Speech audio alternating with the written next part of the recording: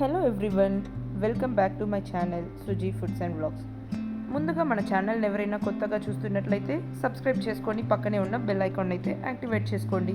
ఈరోజు మన ఛానల్లో నేను ఒక సూపర్ టేస్టీ చాకో చిప్స్ రెసిపీతో అయితే మీ ముందుకు వచ్చానండి. చాలా సింపుల్గా మనము ఇంట్లోనే ప్రిపేర్ చేసుకోవచ్చు. బయట చాలా డబ్బులు పెట్టి కొంటూ ఉంటాం కదండి, బట్ ఇంట్లోనే చాలా సింపుల్గా చాలా తక్కువ టైంలో ఎలా ప్రిపేర్ చేసుకోవాలని చూపిస్తున్నాను ఈ వీడియోలో. మనం బయట కొన్న చాకో చిప్స్ లాగానే ఉంటుందండి. చూసారా, నేను ఇలా వేస్తూ ఉంటే సౌండ్ వింటే మీకే అర్థమైపోతుంది. చాలా సింపుల్ ప్రాసెస్తో చాలా తక్కువ కాస్ట్తో మనమైతే ఈ చాకో చిప్స్ అయితే ప్రిపేర్ చేసుకోవచ్చండి. మరి ఇంకా లేట్ చేయకుండా మనమైతే ప్రాసెస్ స్టార్ట్ చేసేద్దాం. చూడండి, ముందుగా ఇలా నేను హ్యాపీ బిస్కెట్స్ అయితే తీసుకుంటున్నానండి. నేను ఒక 10 రూపీస్ ప్యాక్ అయితే తీసుకుంటున్నాను. మీరు మీ క్వాంటిటీకి తగ్గట్టుగా అయితే వీటిని తీసుకోవచ్చు. ఇప్పుడు మనము ఈ బిస్కెట్స్ని అయితే ఇలా బ్రేక్ చేసుకోవాలి. నేను ఇక్కడ హ్యాపీ బిస్కెట్స్ తీసుకుంటున్నానండి. మీరు కావాలంటే టైగర్ క్రంచ్ కూడా తీసుకోవచ్చు. ఇప్పుడు వీటిని ఇలా ఫైన్ పౌడర్ లాగా బ్లెండ్ చేసుకోవాలండి. ఒక చిన్న మిక్సీ జార్లోకి యాడ్ చేసుకొని, చూసారా, ఇలా ఫైన్ పౌడర్ లాగా బ్లెండ్ చేసుకున్న తర్వాత ఇందులో కొద్దిగా కాఫీ పౌడర్ యాడ్ చేసుకోవాలండి. మనము ఇక్కడ నేను నెస్కెఫే సన్ రైజ్ యాడ్ చేస్తున్నాను. మీరు మీ దగ్గర ఏ కాఫీ పౌడర్ ఉంటే అవి యాడ్ చేసుకోవచ్చు. ఇప్పుడు వీటిని బాగా మిక్స్ చేసుకోవాలండి. ఇప్పుడు ఇలా కొద్దిగా వాటర్ యాడ్ చేసుకుంటూ బాగా మిక్స్ చేసుకోవాలి. ఇలా జస్ట్ ఒక స్పూన్తో వాటర్ యాడ్ చేసుకొని బాగా మిక్స్ చేసుకోవాలి.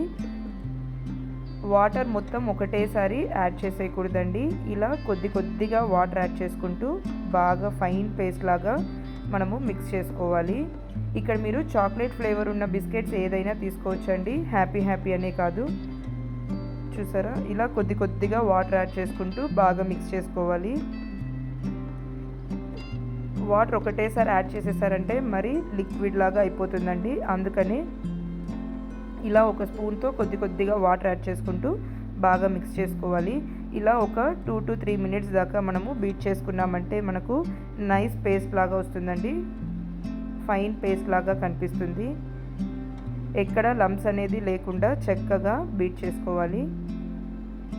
మరి లూజ్గా ఉండకూడదండి కన్సిస్టెన్సీ, అలాని మరీ గట్టిగా ఉండకూడదండి కన్సిస్టెన్సీ అయితే.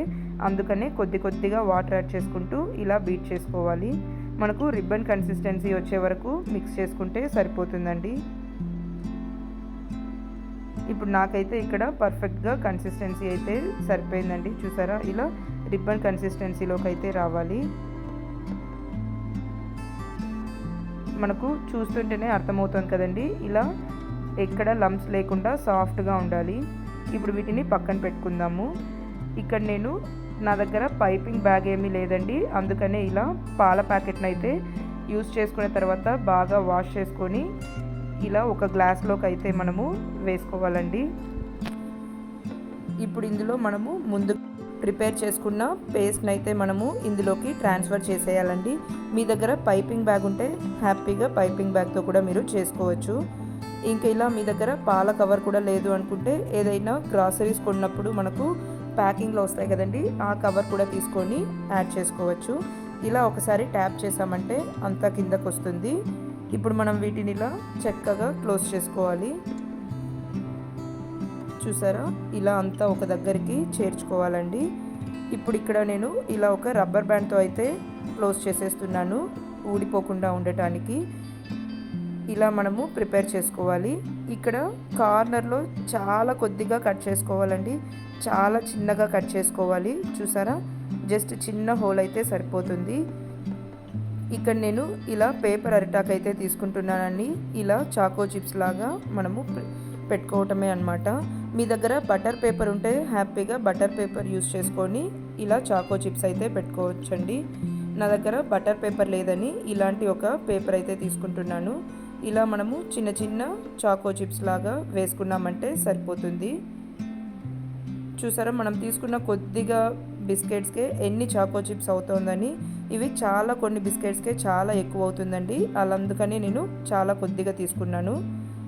ఇలా జస్ట్ ఒకసారి రౌండ్ తిప్పి పైకి ఇలా లేపామంటే జస్ట్ మనకు చాకో చిప్స్ షేప్ అయితే వచ్చేస్తుందండి.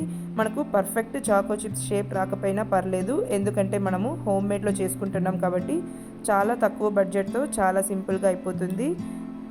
ఇప్పుడు మనం వీటిని సన్ డ్రై చేసుకోవాలండి. అలా లేకుంటే ఫ్యాన్ కింద కూడా పెట్టి డ్రై చేసుకోవచ్చు. చూసారా ఎంత బాగా డ్రై అయిపోయిందని. ఇలా ఊరికే అలా రిమూవ్ చేస్తుంటేనే ఈజీగా వచ్చేస్తుందండి. కాకపోతే బాగా ఎండాలండి, అప్పుడే మనకు చాకో చిప్స్ అయితే పర్ఫెక్ట్గా వస్తుందన్నమాట. చూసారా పిల్లలు ఎంతో ఇష్టంగా తినే చాకో చిప్స్ అయితే ఎంత ఈజీగా రెడీ అయిపోయిందని. సో ఇంకా మనము ఇలా ఇంట్లోనే చాలా తక్కువ బడ్జెట్తో చాలా టేస్టీగా ప్రిపేర్ చేసుకోవచ్చండి. మనం వీటిని కేక్ డెకరేషన్స్కి కూడా వాడుకోవచ్చండి, చాలా బాగుంటుంది.